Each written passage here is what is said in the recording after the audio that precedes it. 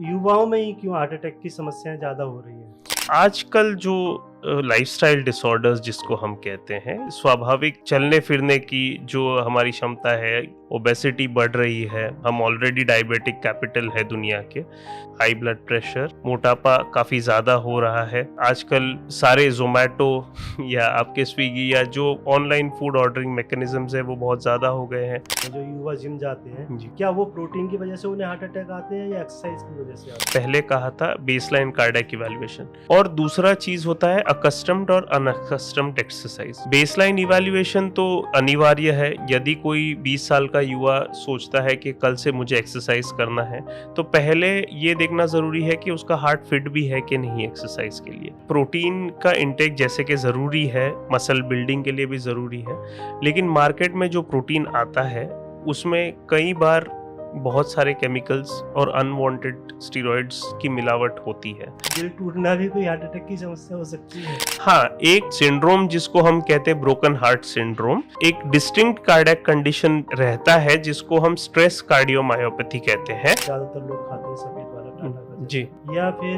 लाहौरी नमक होता है। कौन सा नमक ज़्यादा अच्छा है स्वास्थ्य? आजकल बहुत ज्यादा आयोडाइज्ड नमक का जमाना है, तो आयोडाइज्ड लेना बहुत जरूरी है।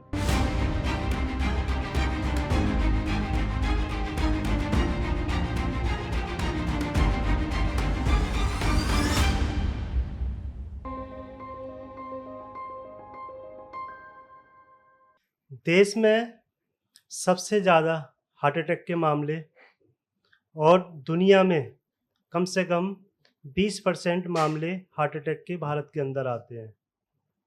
हार्ट अटैक के मामले इतने हैं कि लगभग 32,000 पेशेंट पर ईयर भारत में आते हैं।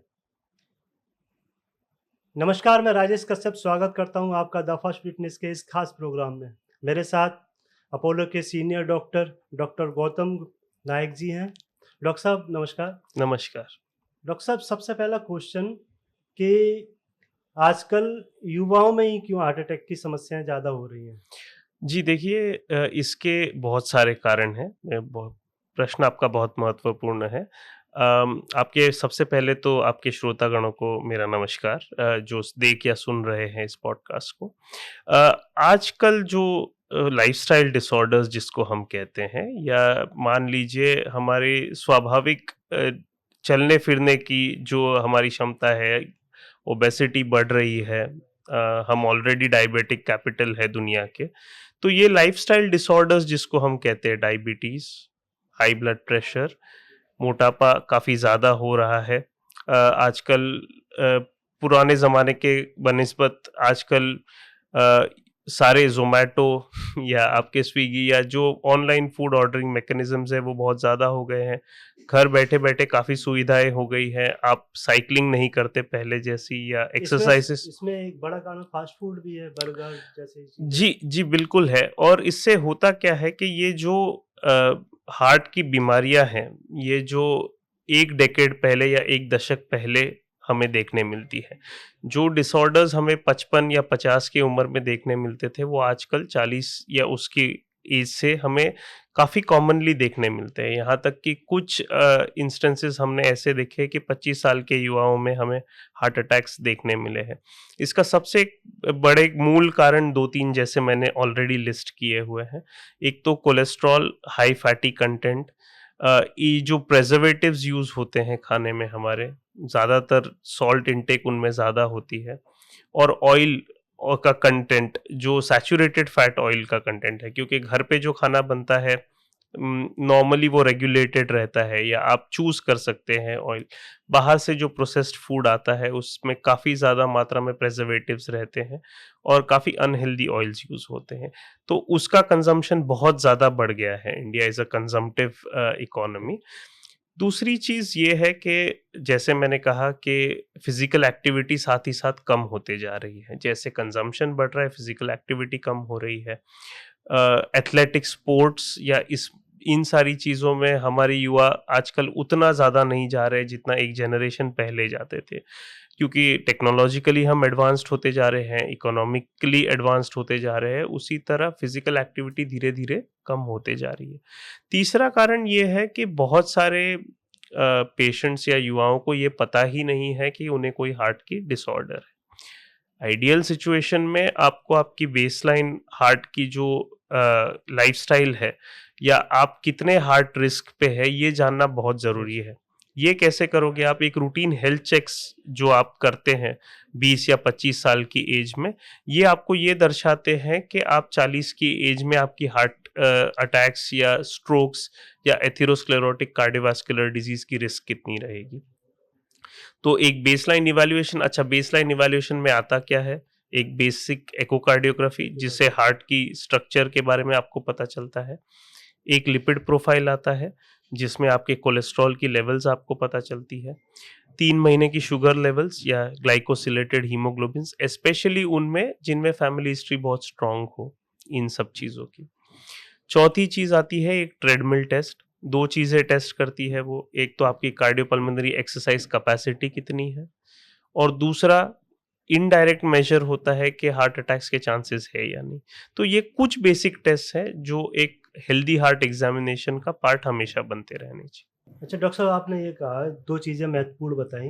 एक तो एक्सरसाइज जो हम लोगों ने छोड़ दी है, जी दूसरा हमारा खान-पान। जी खान-पान की बात सबसे पहले करेंगे। खान-पान में हमें ऐसा क्या खाना चाहिए, हार्ट की समस्याओं से हमें मतलब निजात मिले? जी, बहुत अच्छा सवाल पूछा आपने। ये बहुत महत्वपूर्ण है क्योंकि जैसे ट्रेडिशनली किताबों में जो हमें सिखाया जाता है उसमें अनसैचुरेटेड फैट्स जो होते हैं वो ज़्यादा मात्रा में होने चाहिए। अब अगर फूड की बात करें तो शाकाहारी और मांसाहारी में हमें थोड़ा-सा डिवीज़न करना पड़ेगा। ग्रीन लीफी वेजिटेबल्स अगर आप ज़्यादा उसका सेवन करेंगे तो उसमें आयरन की मात्रा ज़्यादा होगी। फ्रूट्स में जो हाई ग्लाइसेमिक इंडेक्स फूड्स कहते हैं, आम या ग्रेप्स, इससे थोड़ा-सा दूर रहिएगा। क्या खा सकते हैं? पपाया, वाटरमेलन्स, ऐसे जो फ्रूट्स होते हैं, वो ग्रुप के सारे फ्रूट्स खा सकते हैं। सिट्रस फ्रूट्स जिसे आप कहते हैं, आप ऑरेंजेस, कीनू, ये सारे फ्रूट्स उसमें आते हैं, वो उसका सेवन कर सकते हैं। नट्स का सेवन सरप्राइजिंगली अच्छे क्वांटिटी में आप कर सकते हैं। जो ड्राई फ्रूट्स और नट्स होते हैं वो भी हेल्दी डाइट का पार्ट माने जाते हैं। अगला आता है प्रोटीन। एटलीस्ट 20 to 30% आपका बिल्डिंग ब्लॉक्स जो होते हैं बॉडी के, वो प्रोटीन होते हैं। तो हाई प्रोटीन डाइट बहुत एसेंशियल है। वेजिटेबल्स में देखें तो सोयाबीन्स या पल्सेस, इनमें ज़्यादा प्रोटीन की मात्रा देखी जाती है। नॉन वेजिटेरियन फूड में एग वाइट्स या लीन मीट्स जिसको हम कहते हैं, तो ब्रॉइल्ड चिकन या जो ले सकते हैं, या फिर रेड मीट्स या रेड मांस का कमतरता होनी चाहिए। फिर दूसरी होती है लाइफस्टाइल हैबिट्स। ऑब्वियसली स्मोकिंग से दूर रहें या अल्कोहल से कम ये करें। तो ये डाइट का हो गया, साथ ही साथ वो कॉम्प्लीमेंट करता है एक्सरसाइज के साथ में। तो बेसिक डाइट में हाई प्रोटीन, लो कार्बोहाइड्रेट, लो सॉल्ट डाइट, ये जनरली माना जाता है। आपने ये बताया कि प्रोटीन अच्छी मात्रा में लें तो स्वस्थ रह सकते हैं, जी हार्ट की समस्या से दूर रह सकते जी हैं। जो बच्चे लड़के जिम जाते हैं, जो युवा जिम जाते हैं, जी देखा गया है कि वो प्रोटीन लेते हैं, बड़े-बड़े डब्बे आते हैं, काफ़ी महँगे भी आते हैं। जी वो प्रोटीन लेते हैं और क्या वो प्रोटीन की वजह से उन्हें हार्ट अटैक आते हैं या एक्सरसाइज की वजह से आते हैं? जी, ये बहुत महत्वपूर्ण सवाल है। जैसे इसमें भी 2 कारण, जैसे मैंने पहले कहा था, बेसलाइन कार्डियक इवैल्यूएशन, और दूसरा चीज़ होता है अकस्टम्ड और अनअकस्टम्ड एक्सरसाइज।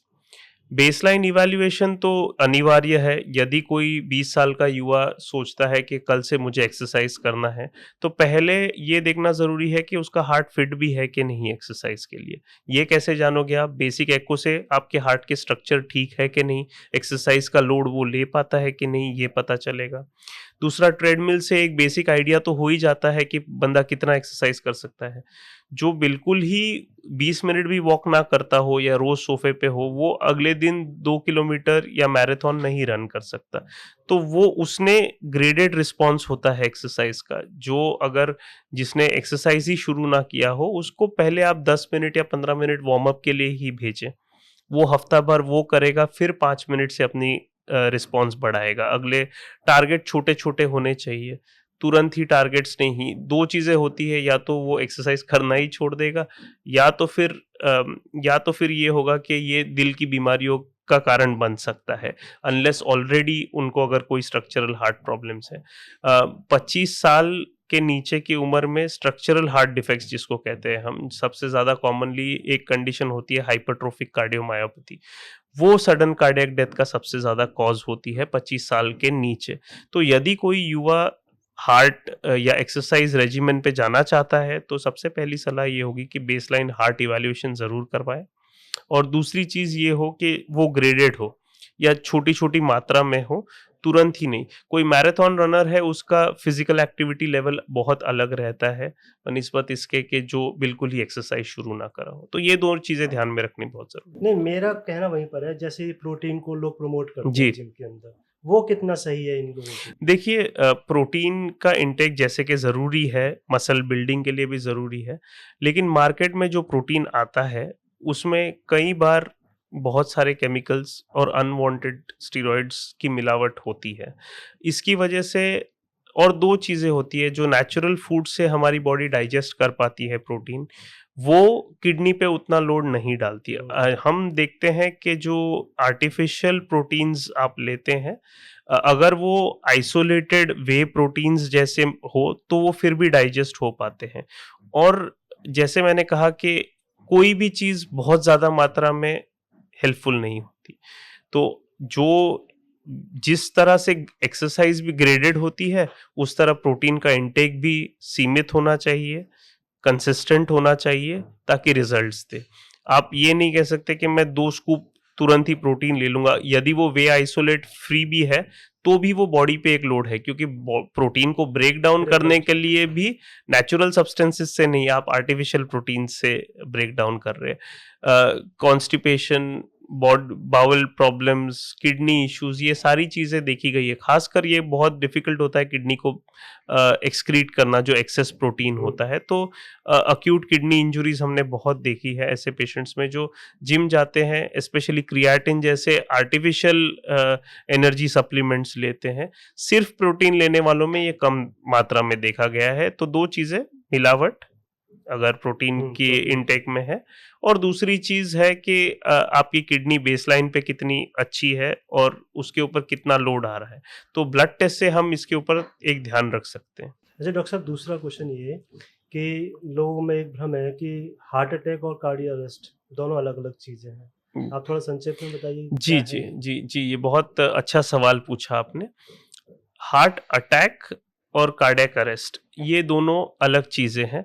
कार्डियक अरेस्ट यूजुअली एक टर्मिनल इवेंट होता है, माने कि किसी भी हार्ट की एलिमेंट की वजह से कार्डियक अरेस्ट हो सकता है। हार्ट अटैक जब आप कहते हो तो हार्ट अटैक यूजुअली जो दिल की नलियां होती है, जो दिल को खून सप्लाई करती है, जिसको हम कोरोनरी आर्टरीज कहते हैं, उसकी ब्लॉकेज की वजह से होती है। तो अगर ब्लॉकेज बहुत सीवियर है तो वो हार्ट अटैक कॉज कर देती है, लेकिन हार्ट अटैक इवेंचुअली जाके कार्डियक अरेस्ट कॉज कर सकता है, एक दूसरे को कॉज कर सकता है। कार्डियक अरेस्ट फाइनल पाथवे है, और कार्डियक अरेस्ट इमरजेंसी बन जाती है। जैसे हार्ट अटैक एक इमरजेंसी है, कार्डियक अरेस्ट अपने आप में इमरजेंसी है, क्योंकि उस समय पे जब अरेस्ट होता है तो वो मोस्टली इलेक्ट्रिकल इवेंट होता है। मतलब जो हार्ट की इलेक्ट्रिकल सिस्टम है बिल्कुल फेल हो चुकी है, ब्रेन और वाइटल ऑर्गन्स को खून नहीं पहुंचा पा रहा है हार्ट। तो हार्ट अटैक भी एक इमरजेंसी होती है, उससे ज्यादा अर्जेंट सिचुएशन है कार्डियक अरेस्ट होती है, लेकिन heart attack cardiac arrest cause कर सकता है, उल्टा नहीं। अच्छा डॉक्टर साहब, ये बताओ, दिल टूटना भी कोई हार्ट अटैक की समस्या हो सकती है? ये तो खैर थोड़ा सा मजाक वाली बात हो गई, लेकिन हाँ, एक सिंड्रोम जिसको हम कहते हैं ब्रोकन हार्ट सिंड्रोम, ये एक डिस्टिंक्ट कार्डियक कंडीशन रहता है, जिसको हम स्ट्रेस कार्डियोमायोपैथी कहते हैं। ये जनरली मिडिल एज्ड औरतों में पाया जाता है, जब वो सडनली कोई इमोशनल ग्रीफ या फैमिली में कोई डेथ हो गई हो, क्या अनहोनी इवेंट या कोई एक्सीडेंट या कोई प्रोलॉन्ग्ड बीमारी के दौरान आईसीयू में हम देखते हैं, तो ये जो जैसे मैंने कहा कि दिल की नलियों से हार्ट वीक हो सकता है, कार्डियक अरेस्ट हो सकता है, पर जरूरी नहीं है कि जिसकी दिल की नलियों में ब्लॉकेज ना हो उसका हार्ट वीक नहीं है। तो ये और कुछ कारण होते हैं जो हार्ट वीक करने के, जिनमें से ये एक स्ट्रेस कार्डियोमायोपैथी या ब्रोकन हार्ट सिंड्रोम जिसको हम कहते हैं। तो अगर दिल टूटना भी एक है, उसके ऊपर में भी एक हार्ट की डिजीज होती है, ऐसे है। अच्छा सर, ये है कि ब्लड प्रेशर और डायबिटीज, जी इन पेशेंटों के लिए हार्ट अटैक के कितने % चांसेस रहते हैं कि इनको होने के चांस हैं? जी, ये बहुत अच्छा सवाल पूछा आपने। सबसे पहले स्टैटिस्टिकली हार्ट और किडनीज ये बहुत ज़्यादा तरीके से अफेक्ट होते हैं, डायबिटीज़ और हाइपरटेंशन। किडनी की बात की जाए तो जो किडनी फेलियर या डायलिसिस पे जो पेशेंट जाते हैं, उनमें से 50% पेशेंट, माने आधे पेशेंट लगभग या तो डायबिटीज़ होते हैं या हाई ब्लड प्रेशर या दोनों, ये होता है। हार्ट डिजीज के पेशेंट्स में काफी हाई तरीके में पेशेंट्स को डायबिटीज या हाइपरटेंशन में देखा गया है, टू द ट्यून ऑफ 1/3, मतलब 30 से 35% के बीच में पेशेंट को या तो हाइपरटेंशन होती है, या तो डायबिटीज होती है, या तो दोनों। तो आपके सवाल का संक्षिप्त में ये जवाब है कि हार्ट डिजीज और किडनी डिजीज दोनों के पेशेंट्स में डायबिटीज और हाइपरटेंशन अपने आप में बहुत ज्यादा मायने रखते हैं, और एक पॉजिटिव एजेंट भी है। दोनों तरफ ये रिलेशन चलता है, मतलब डायबिटीज और high blood pressure heart disease को कॉज भी कर सकते हैं, और हार्ट डिजीज के पेशेंट में भी बहुत ज्यादा मात्रा में डायबिटीज और हाइपरटेंशन को एग्जिस्ट करते हैं। अच्छा, ये भी आता है कि जिन लोगों की नींद पूरी ना हो, स्ट्रेस ज्यादा रहता हो, ज्यादा विचार सोचते हो, जी, उन लोगों में भी ऐसी समस्या आ सकती है? जी बिल्कुल। स्ट्रेस पूरी बॉडी को अफेक्ट करता है। एंजाइटी या जिनकी टाइप ए पर्सनालिटी होती है, उससे होता क्या है कि हमारे बॉडी में कुछ हार्मोन्स ट्रिगर होते हैं, जिनमें से फ्लाइट और फाइट हार्मोन्स होते हैं। जैसे बहुत सालों पहले हमारे जब पूर्वज जंगलों में रहा करते थे, किसी शेर की आवाज सुन के ही बॉडी में रिस्पॉन्स अपने आप भागने का, या किसी हंटिंग के टाइम पे फाइट करने का। तो ये जो उस जमाने पे सर्वाइवल स्किल्स थे, वो आजकल बहुत ज्यादा हाइपरटेंशन और बाकी स्ट्रेसेस, जो लाइफस्टाइल स्ट्रेसेस होते हैं, क्योंकि फिजिकल स्ट्रेसेस तो आप मेजर कर सकते हैं, ऑफिस में जो मेंटल स्ट्रेसेस होते हैं व्यक्तियों पे, वो आप नहीं मेजर कर सकते। तो कहीं ना कहीं ये होता है कि सुबह 8 के ब्लड प्रेशर में और दोपहर को 2 बजे या 4 बजे जब पीक आवर्स पे ऑफिस रहता है, उसके ब्लड प्रेशर में बहुत अंतर होता है। पीक जो दिन का ब्लड प्रेशर भी हमने मेजर किया है, वो ये है। इसका साथ ही साथ मतलब ये होता है कि स्ट्रेस भी ज्यादा होता है, मानसिक शारीरिक हो ना हो, बहुत सारे सेडेंटरी ऑफिस में लाइफस्टाइल में रहते हैं, लेकिन जो ब्लड प्रेशर है वो अपने आप में स्ट्रेस हार्मोन ट्रिगर कर सकता है, और stress hormone high blood pressure कर सकते हैं। तो दोनों तरफ ये रिलेशन ये भी जाता है, और इस वजह से कहा जाता है कि जो स्ट्रेस वाले पेशेंट्स रहते हैं, या टाइप ए पर्सनालिटीज जिसको हम कहते हैं, उनमें हार्ट डिजीज की मात्रा ज्यादा देखी जाती है। क्योंकि आप ये स्वाभाविक सी बात है कि जिसमें बहुत ज्यादा स्ट्रेस हार्मोन रिलीज होता होगा, उसके लिए 2-3 चीजें होती है। ब्लड प्रेशर बढ़ता है, हार्ट रेट भी बढ़ी हुई रहती है अक्सर इन पेशेंट्स की। जब हार्ट रेट बढ़ी हुई रहती है तो हार्ट के ऊपर वैसे ही लोड या डिमांड ज्यादा आ चुका है। जब डिमांड ज्यादा आती है, और यंग एज में तो ये डिमांड फुलफिल कर भी लेता है हार्ट, जैसे जैसे एज बढ़ती जाती है तो हार्ट की मसल भी थक जाती है, वो उतना डिमांड नहीं ले पाती है। तो chronic elevation of stress hormones is a very bad thing. अच्छा, इसमें एक चीज और है कि इस सबसे पहले ये क्वेश्चन रहेगा आपसे कि इस बीमारी के लक्षण कैसे हैं और लोग कैसे जाने, और दूसरी चीज़ ये है कि एक ठीक पैसे वाला आदमी तो अपने ट्रीटमेंट करा सकता है और लक्षणों की जांच भी करा सकता है, मेडिकल टेस्ट भी करा सकता है, और जो एक गरीब आदमी है उसमें भी ये चीज़ें होती हैं, वो रूटीन चेकअप नहीं करा सकता है। तो वो कैसे जानेगा कि हाँ ये लक्षण है, मुझे ये समस्या हो सकती है, हार्ट अटैक की समस्या आ सकती है? जी, तो सबसे पहले आपके सवाल को मैं ब्रेक करके एक-एक पॉइंट की तरफ से बात करूँगा। तो सबसे पहले तो हार्ट की डिजीज़ के लक्षण क्या होते हैं, ये आपका पहला प्रश्न था। हार्ट डिजीज़ के लक्षण सारे फॉर्म्स ऑफ हार्ट डिजीज़ में लगभग कॉमन रहते हैं। सबसे कॉमन है चेस्ट पेन। लेकिन सारे चेस्ट पेन हार्ट अटैक्स नहीं होते। आपको जान के हैरत होगी कि इमरजेंसी डिपार्टमेंट में छाती के दर्द से आने वाले पेशेंट्स में से 6% पेशेंट को ही हार्ट अटैक होता है, लेकिन जिसको हार्ट अटैक होता है उसमें 87% पेशेंट्स को चेस्ट पेन जरूर होती है। मतलब सारे चेस्ट पेन हार्ट अटैक्स नहीं है, लेकिन सारे हार्ट अटैक्स में लगभग चेस्ट पेन जरूर होती है। तो चेस्ट पेन बहुत प्रिडोमिनेंट सिम्टम है हार्ट अटैक्स का। जनरली जरूरी नहीं है कि हार्ट डिजीज का हो, और ये जनरली दिल की नलियों की प्रॉब्लम की वजह से होती है। ये सारी लाइफस्टाइल प्रॉब्लम्स की वजह से होती है, जिसके बारे में हमने विस्तार में डिस्कशन की। दूसरा होता है सांस लेने में दिक्कत आना। ये स्ट्रक्चरल प्रॉब्लम से भी हो सकती है, या दिल की नलियों में ब्लॉकेज की वजह से भी हो सकती है, बहुत सारे कारणों की वजह से। तो ये दो प्रमुख सिम्टम्स है या लक्षण है। Patient, most of the patients जो हार्ट डिजीज के पेशेंट्स होते हैं, वो या तो छाती में दर्द की वजह से आते हैं या सांस लेने में दिक्कत हो। दूसरा, दिल की धड़कन सडनली तेज होना। ऐसे पेशेंट्स आपके पास आते हैं जो कहते हैं डॉक्टर साहब कि मुझे इतनी दिल की धड़कन मेरे कानों तक सुनाई देती है। इसको अबनॉर्मल अवेयरनेस कहते हैं या पैल्पिटेशंस कहते हैं। और चौथा होता है बेहोशी। सडनली कोई बेहोश हो गया तो जनरली मोर देन 90% पेशेंट्स में या तो कोई दिल की बीमारी रहती है या ब्रेन की बीमारी रहती है। तो ये 4 लक्षण है: चेस्ट पेन, सांस लेने में दिक्कत, पैल्पिटेशंस या दिल की धड़कन बढ़ना, या चक्कर आके बेहोश होना। ये 4 मोस्ट कॉमन सिम्टम्स है हार्ट डिजीज के। और या कुछ पेशेंट्स में सिर्फ थकावट के साथ आते हैं या पैरों की सूजन के साथ आते हैं। ये generally most of the patients को कवर करता है। जैसे अभी ये देखा गया, जैसे कुछ एक महिला का वीडियो वायरल हुआ, वो डांस कर रही थी, एकदम से हार्ट अटैक आ गया जी। कुछ सेलिब्रिटी का भी आया कि जिम से आया उन्हें हार्ट अटैक आ गया जी।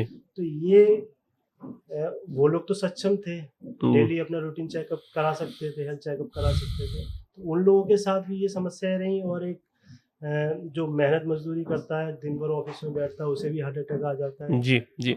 तो अगेन जैसे मैंने कहा कि बहुत सारे जो करा भी सकते हैं अपनी हेल्थ चेकअप, वो नहीं कराते हैं। तो ये कहना गलत होगा कि जो सक्षम है वो जरूरी है कि अपनी हेल्थ चेक करा रहे। दूसरी चीज, आजकल जो बाकी सेवन हो गए हैं, जैसे लाइफस्टाइल डिसऑर्डर्स या ये जो दवाइयाँ देते हैं वेट लॉस के लिए, या तो ये बहुत सारे मेथड्स हैं जो इफेक्टिव है।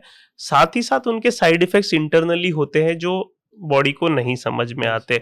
इफेक्ट्स आपको सिर्फ एक्सटर्नली दिखते हैं क्योंकि इंटरनली बॉडी के साथ क्या हो रहा है ये। बट हमें होता है कि उतनी मेहनत, उतनी कसरत हमें जिम में ना करनी पड़े, हम एक टैबलेट लेके। कई बार इस टैबलेट की जो इंडस्ट्री है उसमें काफी गड़बड़ हो सकती है। ये नहीं कह रहा मैं कि जरूरी है ये बात, लेकिन मिलावट कभी कभार उनमें भी होती है। किसी तरह के, अगर आप किसी और बीमारी के लिए स्टेरॉइड इनटेक ले रहे हैं जो कि जरूरी है, तो वो भी आपकी हार्ट डिजीज की प्रॉब्लम्स को बढ़ा सकता है, ब्लड प्रेशर कॉज करके, और बहुत सारे अलग अलग मैकेनिज्म से। तो ये एक पार्ट हो गया। दूसरा, आपने बताया कि जो हमारी मध्यम वर्ग है या जो थोड़े से उतने सक्षम नहीं है, फाइनेंशियली धनराशि नहीं है, वो भी आज हमारे प्रधानमंत्री जी ने जो आयुष्मान भारत की योजना करी है, उसमें बहुत सारे गरीब पेशेंट्स को हम ट्रीटमेंट दे सकते हैं, जो कि बहुत अच्छी बात है। बहुत सारी स्कीमें आजकल चलती है गवर्नमेंट के द्वारा, सेंट्रल और स्टेट गवर्नमेंट्स के द्वारा। तो ये जो है वो बहुत ज्यादा केटर करती है। और तीसरी चीज है, बहुत सारे लैब्स आजकल अवेलेबल है, क्योंकि टेस्ट बहुत ज्यादा नहीं है अपने हार्ट हेल्थ को जानने के लिए। 2 ब्लड टेस्ट और 2 हार्ट के टेस्ट।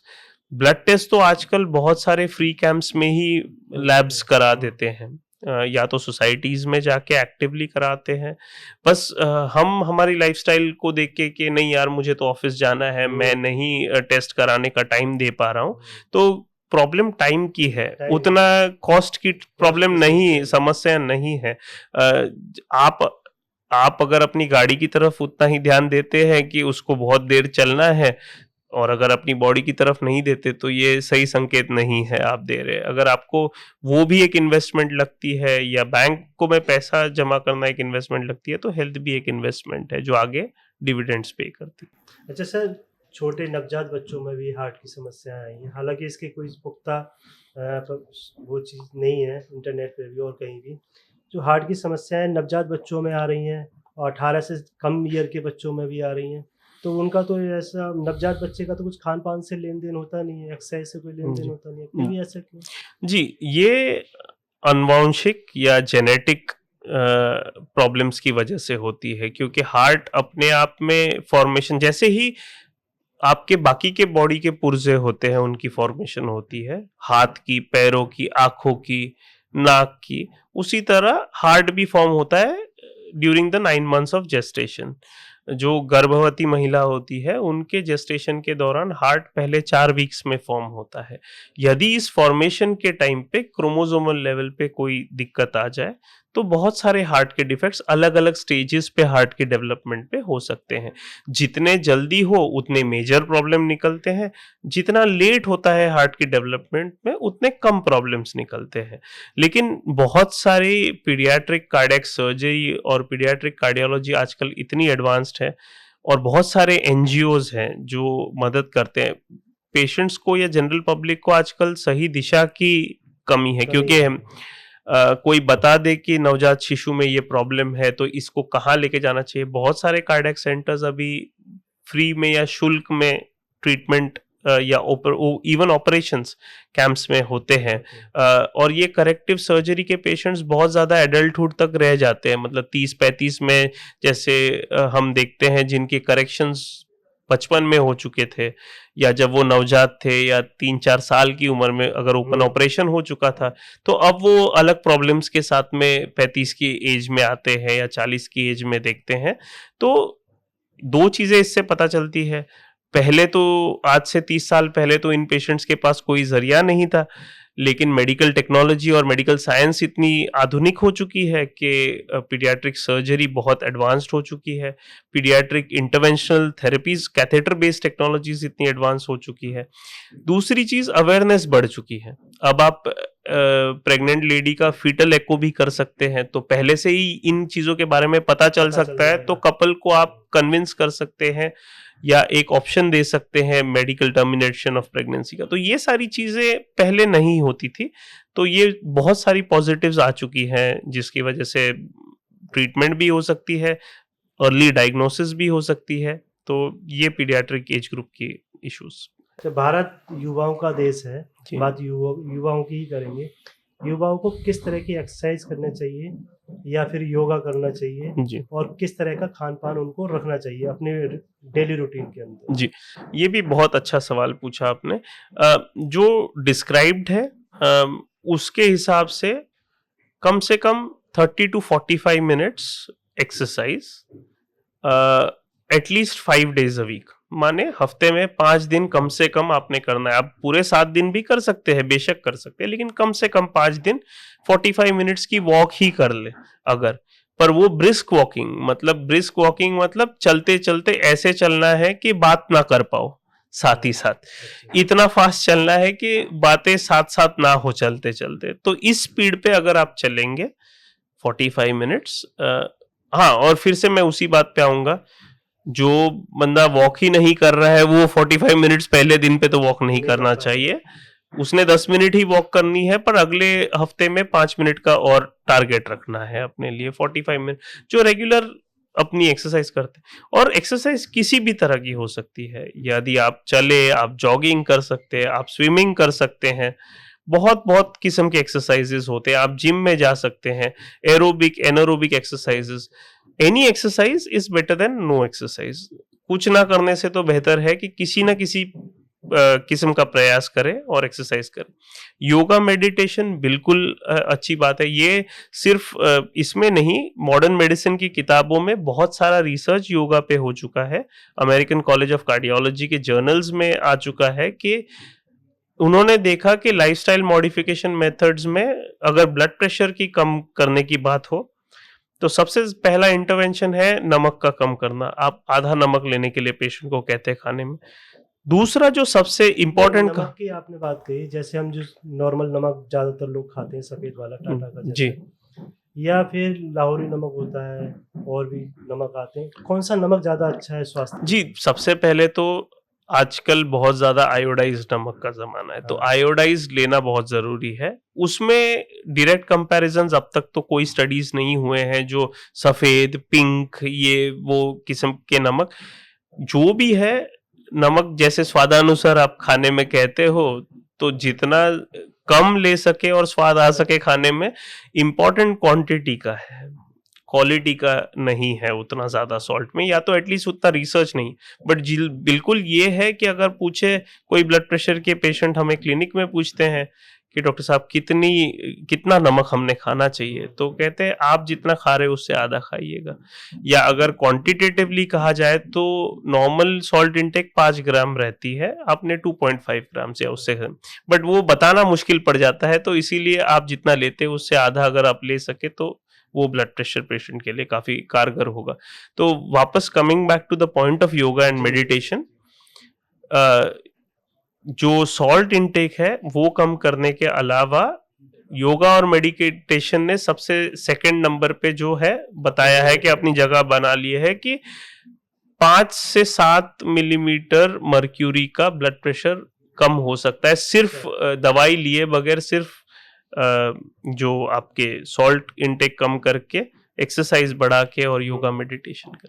ये बहुत बड़ी बात होती है, क्योंकि दवाइयों का भी जो है 5 से 10 मिलीमीटर का ही इफेक्ट रहता है, तो 7 is quite a big number. अच्छा, एक चीज और, जैसे लोग ब्लैक कॉफी, ब्लैक टी, ये कहते हैं कि हार्ट के लिए काफी अच्छी है, ये सही है या गलत? देखिए,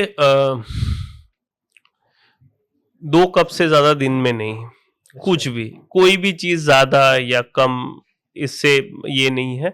ब्लैक कॉफी थोड़ी सी स्टिमुलेंट होती जरूर है, ज्यादातर लोग ब्लैक कॉफी इसके लिए लेते हैं क्योंकि दूध की कैलोरीज डालना नहीं चाहते, तो ब्लैक कॉफी कारगर होती है, लेकिन एक्सेस में ब्लड प्रेशर कॉज करती है या बढ़ा देती है, या हार्ट रेट बढ़ा देती है। दोनों भी चीजें बहुत लंबी देर के लिए जरूरी नहीं है। आप जिस तरह से कार के इंजन में फ्यूल इकोनॉमी की बातें करते हैं, उसी तरह आपकी हार्ट की फ्यूल इकोनॉमी क्या है कि आप मिनिमम एफर्ट के साथ मैक्सिमम आउटपुट हार्ट दे सके। तो हार्ट रेट उसके लिए लो में अगर काम करता है तो मैक्सिमम फ्यूल एफिशिएंसी देता है, उस तरह। अरे डॉक्टर साहब, एक चीज और, सबसे लास्ट क्वेश्चन जी, कि अगर किसी को हार्ट अटैक लग रहा है कि हाँ होने वाला है, तो सबसे पहले जरूरी कदम क्या है वो घर पे ये कर सके?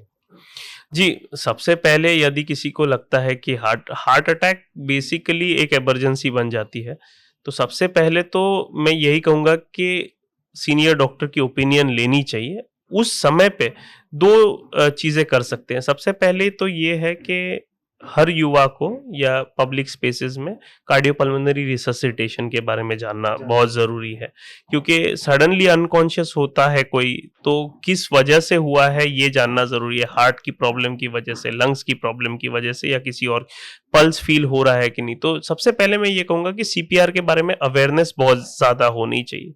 यदि पेशेंट कॉन्शियस है और सिर्फ चेस्ट पेन की कंप्लेंट कर रहा है, तो हर घर में एक ब्लड प्रेशर मशीन होना चाहिए, एक शुगर चेक करने वाली मशीन। ये तो बेसिक है कि एटलीस्ट आपको पता चले, एक रफ आइडिया मिल जाए कि ब्लड प्रेशर ऊपर है या बहुत नीचे है, हार्ट रेट बहुत ऊपर है या बहुत नीचे है, और शुगर बहुत ऊपर है या बहुत नीचे है। ये जानने के बाद में कुछ दवाइयां हैं जो नॉन हार्ट डिजीज के पेशेंट ले सकते हैं, लेकिन ये उचित नहीं होगा कि सारी पॉपुलेशन को बताया जाए। डायग्नोसिस कैसा होता है? 2 चीजों से हार्ट अटैक का, एक तो ईसीजी और दूसरा एक ब्लड टेस्ट जिसको ट्रोपोनिन हम कहते हैं। लेकिन दोनों भी आजकल पॉइंट ऑफ केयर इमरजेंसी में देखे जाते हैं। सीपीआर जानना बहुत जरूरी है, अनकॉन्शियस पेशेंट में कॉज ऑफ अनकॉन्शियसनेस जानना बहुत जरूरी है, और एक्टिव सीपीआर देते कैसे ये बहुत जानना जरूरी। उसके अलावा ये तो अनकॉन्शियस पेशेंट को तो सीधे जनरली आप हॉस्पिटल लेके जाते हैं। कई बार ऐसा होता है कि थोड़ा सा हल्का सा एसिडिटी टाइप पेन हो गया, यार मैं कल देख लूंगा करके, और बहुत सारे पेशेंट हम ऐसे लूज कर जाते हैं। सबसे इंपॉर्टेंट होता है सतर्क होना। जैसे आप भीड़ में थीफ को नहीं पकड़ सकते, आपको रोज ट्रेनों में, मेट्रोज में अनाउंसमेंट रहती है, सतर्क रहिए, कोई अगर लगेज देखते हैं तो ये तो हेल्थ के मामले में भी यही है कि ज्यादा सतर्क होना है, इमीडिएटली मेडिकल अटेंशन होना है। तो क्या हुआ कि अगर डॉक्टर साहब कह दे कि कुछ नहीं था, गैस्ट्राइटिस था, that is better then missing a heart attack. Sir एक चीज़ और कि जैसे कहते हैं कि अगर हमारा जो ब्लड है 18 से ऊपर होता है तो वो हार्ट गाढ़ा हो जाता है। क्या उसका गाढ़ा होना भी हार्ट अटैक का एक संकेत हो सकता जी है? बिल्कुल हो सकता है। और दूसरा सवाल इसी में ये, जिनके हार्ट के ऑपरेशन हो चुके हैं उनके लिए क्या सतर्कता अपनानी चाहिए? जी, दो बहुत अच्छे सवाल हैं। पहला सवाल ये था कि खून गाढ़ा होने की वजह से हार्ट अटैक के चांसेस बिल्कुल बढ़ते हैं। इसको हम वर्चॉस ट्रायड कहते हैं। सिंपल भाषा में बताने जाए तो अगर आप कोई नाला देखते हैं या किसी नदी को फ्लो होता हुआ देखते हैं, यदि वो ऊंचाई से आती है तो बहुत फोर्स से आती है। वहां पे सेडिमेंट या आपको क्या कहते हैं, एल्गे या कोई कूड़ा कचरा नहीं दिखेगा। जहां पे नाला होता है, जहां पे फ्लो बिल्कुल स्लो होता है, वहां पे आपको कीचड़ दिख सकता है, गंद दिख सकती है। उसी तरह बॉडी के अंदर प्रवाह अगर खून का स्लो हो किसी वजह से, तो वहां क्लॉट फॉर्म होने के चांसेस ज्यादा रहते हैं। तो वर्चॉस ट्रायड में फ्लो होता है, दूसरा होता है अपने आप में अगर खून गाढ़ा हो तो उससे ज्यादा चांसेस बढ़ जाते हैं क्लॉटिंग के, ना सिर्फ दिल में, ब्रेन में भी, किडनीज में भी, बॉडी के किसी भी ऑर्गन में क्लॉट बढ़ने के चांसेस बढ़ जाते हैं। तो ये बिल्कुल सही है कि अगर खून गाढ़ा है तो खून पतला करने की दवाइयां हम अक्सर देते हैं आफ्टर कंप्लीट इन्वेस्टिगेशंस। दूसरा आपका सवाल था कि हार्ट के पेशेंट, हाँ, हार्ट के पेशेंट्स को अगर जिनके ऑपरेशन हो चुके, सबसे पहले तो जिनके ऑपरेशन हो चुके हैं उन्होंने दवाई नियमित अपने डॉक्टर के हिसाब से लेनी है। बहुत बार हम क्लिनिक में देखते हैं कि मुझे ठीक लगने लग गया डॉक्टर साहब, मैंने ये खून पतला करने की दवाई बंद कर दी। कई बार ऐसे पेशेंट्स मेजर हार्ट अटैक के साथ आते हैं जो पहले से भी ज़्यादा मेजर होता है और ज़्यादा घातक होता है, क्योंकि स्टेंट ब्लॉक हो गया होता है मान लीजिए किसी का। तो सबसे पहले जो दवाई बताई गई है अपने डॉक्टर से पूछे बगैर बंद ना करें। सबसे अगर एक ही मैसेज अगर जाता है किसी नॉन हार्ट डिजीज के पेशेंट को, बी इट ऑपरेशन हुआ हो पेशेंट का या स्टेंट डले हो, तो सबसे पहले डॉक्टर को पूछे बगैर दवाइयाँ। दूसरा, एक्सरसाइज रेजिमेन, कार्डियक रिहेबिलिटेशन जिसकी बात कहते हैं, जिसको कार्डियक फिजियोथेरेपी कहते हैं, ये कॉन्सेप्ट वेस्टर्न कॉन्सेप्ट है। अभी तक इंडिया में उतना अवेयरनेस नहीं आई है कि कोई किसी को हार्ट अटैक हो गया, वो बाईपास सर्जरी हो गई मान लीजिए उसकी, उसके बाद में वुंड हीलिंग के लिए मुझे क्या करना चाहिए, ये करना चाहिए, तो आपके लंग्स कैसे स्ट्रॉन्ग करे, आपके मसल्स कैसे स्ट्रॉन्ग करे आप, ये सारी चीजें कार्डियक रिहेबिलिटेशन में आती है। इवन स्टेंट्स के बाद में अगर डालने के बाद एंजियोप्लास्टी किसी की हो गई है तो कैसे करे, तो कार्डियक रिहेबिलिटेशन पे काम करना चाहिए, दवाइयाँ अपनी नियमित रूप से लेनी चाहिए। डाइट तो ऑब्वियसली आपको डाइटिशियन से मिलवाया जाता है हार्ट अटैक के बाद में, या डिस्चार्ज समरी में आपके ये अंदेशा जरूर होता है कि आपने क्या खाना चाहिए, क्या नहीं करना चाहिए। ड्राइविंग बिल्कुल ना करें जब तक डॉक्टर क्लियरेंस दे ना इस चीज को, स्पेशली पेस मेकर्स के पेशेंट्स के लिए। तो ये कुछ चीजें हैं जो ये डाइट और एक्सरसाइज के, हाँ, डाइट और एक्सरसाइज उसी तरह ध्यान रखना है, 2 गुना सतर्कता बरतनी है बनस्बत किसी पेशेंट जिसको हार्ट डिजीज ना हो उसको। तो ये थे मेरे साथ डॉक्टर नायक। आपने बहुत सारी समस्याओं का सॉल्यूशन हो चुका होगा, और अगर आपने ये पॉडकास्ट नहीं देखा है तो शायद हो सकता है कि आप समस्याओं से और जूझें। इसी तरह का एक पॉडकास्ट हम पहले भी कर चुके हैं, उसका लिंक हम इस पॉडकास्ट के नीचे दे देंगे। और भी अगर आपको कोई और सवाल पूछना हो तो आप हमें कमेंट में ज़रूर बता सकते हैं। बहुत बहुत धन्यवाद डॉक्टर। धन्यवाद, धन्यवाद। आप देखते रहिए द फर्स्ट फिटनेस। नमस्कार।